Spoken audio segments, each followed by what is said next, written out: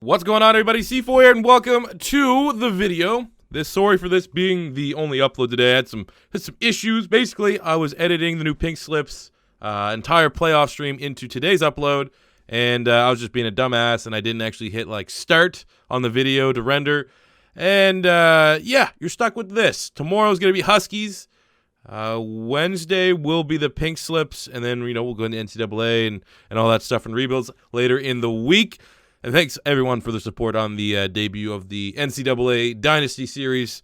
It means a lot because there's some personal ties to it. But anyways, we are here today to talk about the player grades. It's been a while since we've actually done a recorded video for this, but at least I could compile my thoughts a little bit better and not get triggered by Saint fans trying to remind me of the Eagles-Saints score or something like that, or Cowboy fans.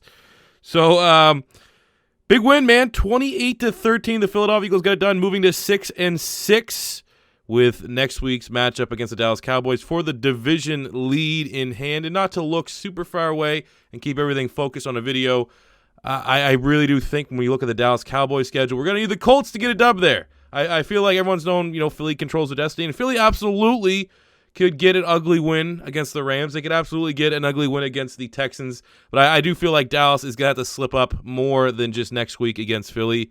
And not that I believe Dallas is a better team. And, it's close. It's really close this year. They both have their strengths and weaknesses. And while Dallas does have momentum right now, and Philly never really has had momentum, it comes down to the quarterback. And Dak has not been consistent enough for me to say that Dallas is conceivably the better team. But I will admit, if Dallas can go in and beat Philly again next week at their own home, I'll be the first one to say Dallas is a better team this year. But that is next week. That is a massive game. # beat Dallas. But let's focus on this Redskin game.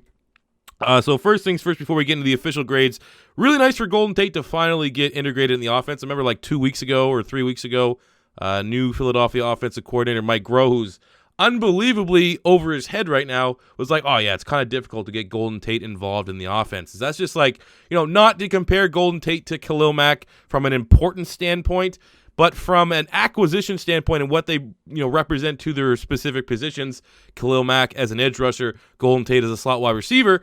That is probably as worst of a thing you could say as a coordinator. That it's difficult to get one of the best players at their position in the league involved in your scheme. He looked good tonight. Golden Tate looked pretty good tonight.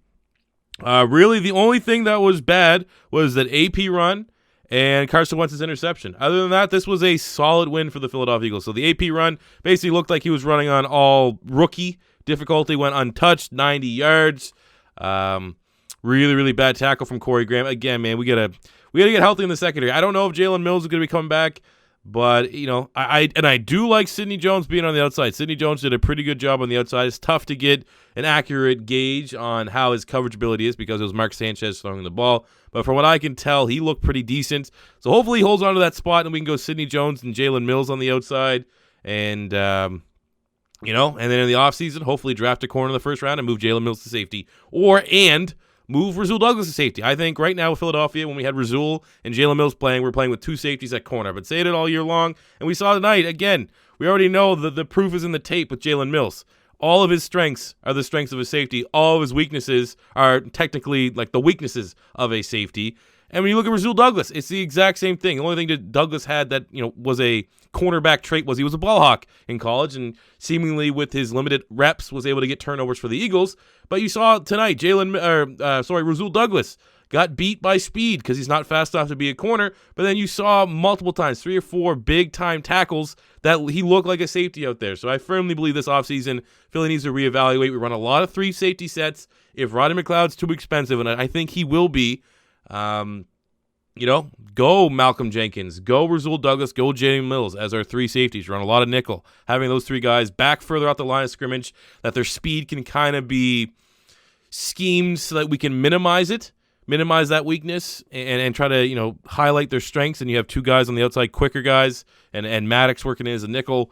I think this secondary can be not only affordable, which has been a key for the Philadelphia Eagles. I think it's Brett Coleman or Brett, I don't know. He makes really good videos, breakdown videos. He broke down kind of the success of the Philadelphia Eagles. And one of them was at the running back and cornerback spots. We never overpay. We have a budget secondary. And, doing all those moves I just said keeps that mold. We get cheaper by getting rid of Roddy McLeod, and we put a bunch of guys that have some talent, and we put them in the correct position to maximize their strengths. So there's that. I guess you could say, the final summary of the game before we get into the grades is you definitely would want to see in the fourth quarter Philly get more touchdowns. We got 2 field goals by Jake Elliott to end the game. You would have really liked to see Carson Wentz get, 4 touchdowns on the game. Really makes everyone kind of forget about that interception. That was a terrible throw by Carson Wentz. The offense still isn't running at full power, but it's still a lot better.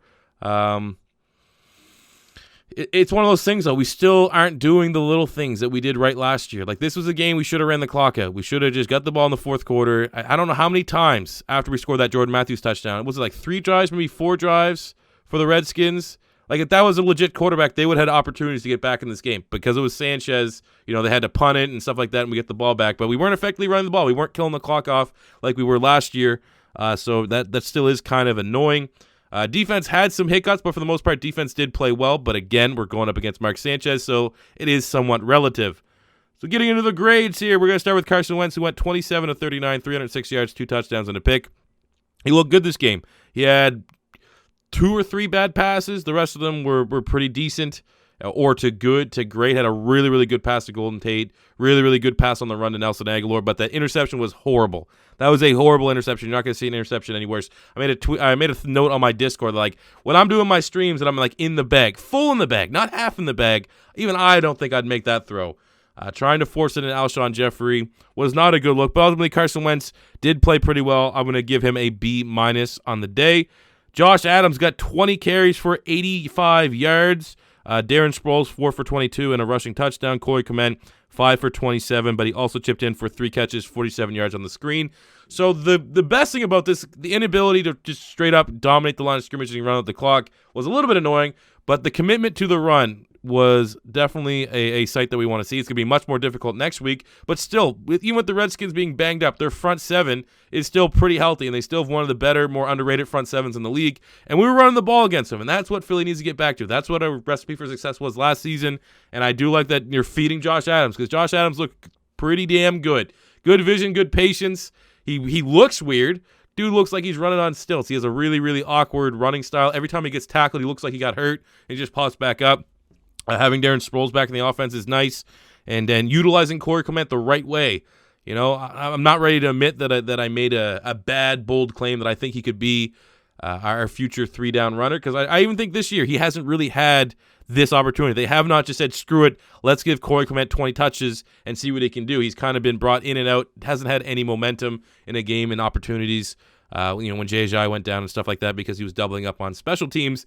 But I like the rotation. I think Adams, Clement, and Sproles should be, if we can all stay healthy, a decent running attack for the remainder of the season. So I'm going to give the running game here an A. Offensive line did really good this week. Looking at wide receivers, Golden Tate, 7 catches, 85 yards, and a touchdown. Zach Ertz, 9 catches, 83 yards. Nelson Aguilar, 4 for 56. As we talked about, Clement, 3 for 47. Alshon, 3 and 31. So it does, kind of look like Alshon's targets have gone down with Golden Tate, whereas we thought it would be Nelson Aguilar. But Alshon already secured the bag. He's just, we've already seen last year he's the epitome of a team player, and he's not going to be, trying to stir up any drama like that. And he still makes big catches. He made a bunch. I think 2 of those 3 catches were on third down that we needed to have. But ultimately, we're going to talk about Golden Tate. Golden Tate having his breakout game. Zach Ertz broke the Eagles single-season reception record, which is very, very nice. But Golden Tate is that's the kind of game that we need out of a player that we traded a 3rd-round pick for. We are on the cusp of being eliminated from the playoffs, and if we don't make the playoffs, there's no way to cut it. This Golden Tate trade is an absolute failure. But if Golden Tate continues to play like this, our controller our destiny, win out the stretch, becomes that more plausible, especially the more confidence grows between him and Carson Wentz. So I like seeing that, and I didn't see any bad drops from the wide receivers, so they're getting an A on the day. Special teams was fine. I'll give special teams a B. Defensively, Rasul Douglas led the team with 7 tackles. We had Brandon Graham with a sack, Fletcher Cox with a sack, Nate Gary with an interception, which kind of makes up for just what was some of the worst coverage I've ever seen in the NFL last week against the Giants when he was trying to cover like Rhett Ellison. It was ridiculous. Literally looked like you took me off the couch and told me to go cover Rhett Ellison on the play. But it was an all right interception. It was against Sanchez, so it is what it is.